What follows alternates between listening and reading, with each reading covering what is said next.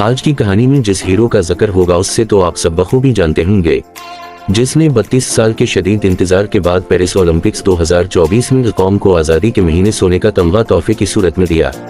अरशद नदीम एक पाकिस्तानी एथलीट हैं जो जेवलिन थ्रो के मैदान में अपनी गैर मामूली सलाहियतों की वजह से मशहूर हैं। अरशद का जन्म 2 जनवरी 1997 को मियां चुनू, पंजाब में हुआ। वो सादा हालात में पलकर बढ़े और पाकिस्तान के मशहूर तरीन खिलाड़ियों में से एक बन गए।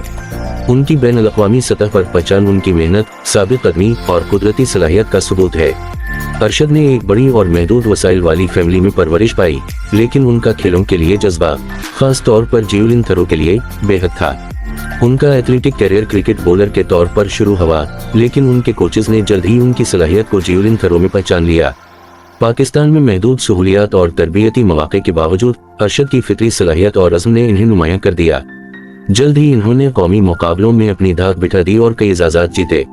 अरशद का बैन अल-अक़वामी सतह पर पहला बड़ा कारनामा 2016 में सामने आया, जब इन्होंने गुवाहाटी, भारत में मुनक़िदा साउथ एशियन गेम्स में कांसी का तमगा जीता। ताहम 2018 के कॉमनवेल्थ गेम्स जो गोल्ड कोस्ट, ऑस्ट्रेलिया में मुनक़िद हुए, में अरशद ने वाकई अपनी पहचान बनाई। अगरचे वो 8वें नंबर पर आए, मगर उनकी कारकर्दगी ने बड़े मुस्तक़बिल का इशारा दिया।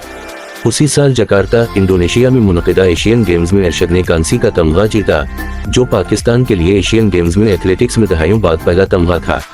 अरशद नदीम की सबसे बड़ी कामयाबी 2021 के टोक्यो ओलंपिक्स में आई।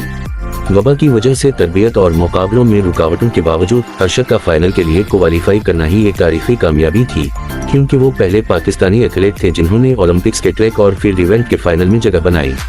इन्होंने 5वीं पोजीशन हासिल की और 84.62 मीटर की थ्रो की, जिससे वो तमगा जीतने से थोड़ा सा पीछे रह गए, लेकिन उनकी गैर मामूली सलाहियत ने आलमी सतह पर पजीराई हासिल की। 2022 में अरशद नदीम ने एक और तारीख रकम की, जब इन्होंने बर्मिंघम, उत्तराखंड में मुनक़िदा कॉमनवेल्थ गेम्स में 90.18 मीटर की थ्रो के साथ सोने का तमगा जीता।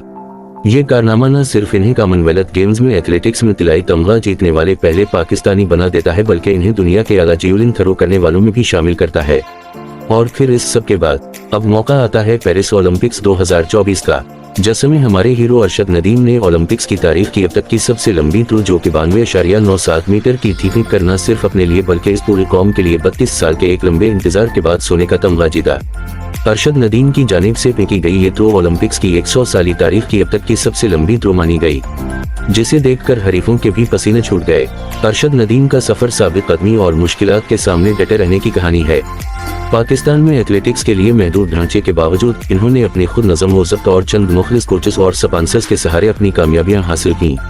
उनकी कामयाबी ने पाकिस्तान में नई नस्ल के खिलाड़ियों को मुतासिर किया और एक ऐसे मुल्क में उम्मीद और फख्र का सबब बनी जहां खेलों की तरक्की के मौके महदूद हैं। अरशद नदीम की आजिज़ी और अपने काम से मोहब्बत इन्हें एक मिसाली शख्सियत बनाती है।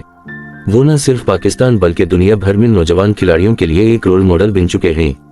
उनकी कहानी सिर्फ खेलों में कामयाबी की नहीं बल्कि कौमी फख्र और ख्वाबों की ताकत की भी है। अरशद नदीम की विरासत अभी भी लिखी जा रही है, लेकिन उनका खेलों पर और पाकिस्तान से बाहर का असर नाकाबिल तरदीद है। जब तक वो मुकाबला करते रहेंगे और लोगों को मुतासिर करते रहेंगे, उनका नाम पाकिस्तान की तारीख के अजीम तरीन खिलाड़ियों में शामिल रहेगा। उम्मीद है कि आपको ये वीडियो पसंद आई होगी। चैनल को सब्सक्राइब और वीडियो को लाइक करना मत भूलिएगा। कमेंट्स में राय का इजहार भी आप पर लाजिम है।